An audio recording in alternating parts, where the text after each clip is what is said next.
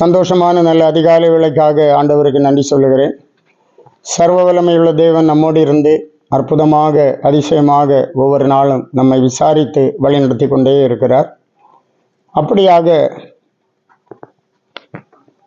இந்த புதிய மாதத்திலும் கூட அதிசயமான காரியங்களை நம்முடைய வாழ்க்கையில செய்ய கர்த்தர் சித்தமுள்ளவராக இருக்கிறார்.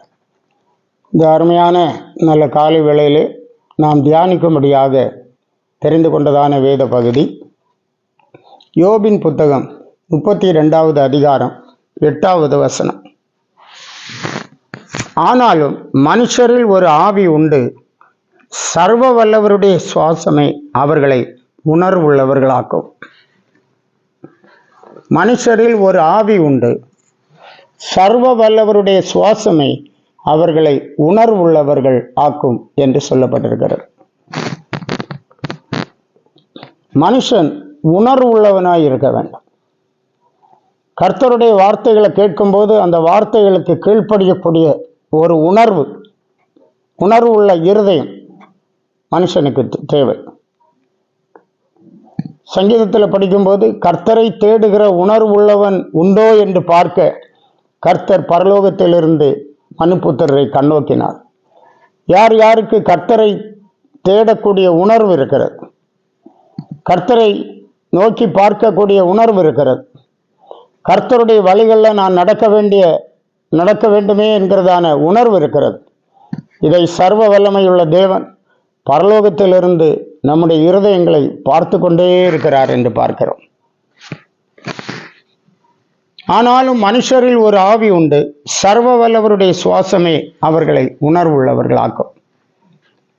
நாம் ஆதியாகமம் 2ஆம் அதிகாரம் 7ஆம் வசனம் வாசிக்கும் போது தேவனாகிய கர்த்தர் மனுஷனை பூமியின் மண்ணினாலே உருவாக்கி ஜீவ சுவாசத்தை அவன் நாசியிலே ஊதினார், மனுஷன் ஜீவாத்துமாவானான்.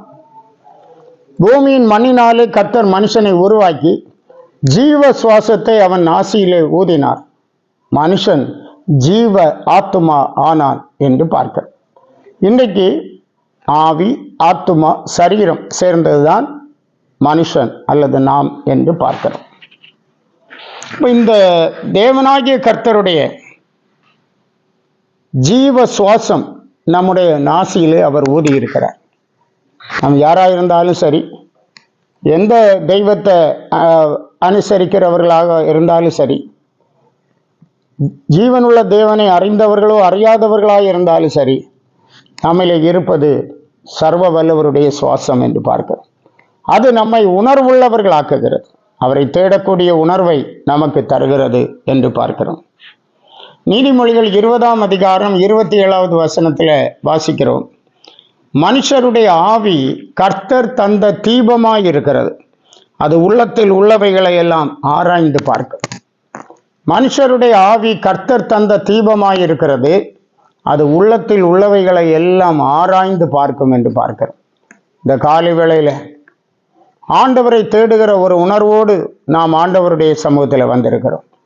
கர்த்தரை தேடுவோம், என் முகத்தை தேடுங்கள் என்று ஆண்டவர் சொன்னார். ஆம், அவரையே நாம் தேடுவோம், அவரை நோக்கி ஜெபிப்போம், அவரிடத்தில் பேசுவோம், அவரிடத்தில் ஐக்கியமாவோம், அவருடைய வசனங்களுக்கு கீழ்ப்படிவோம்.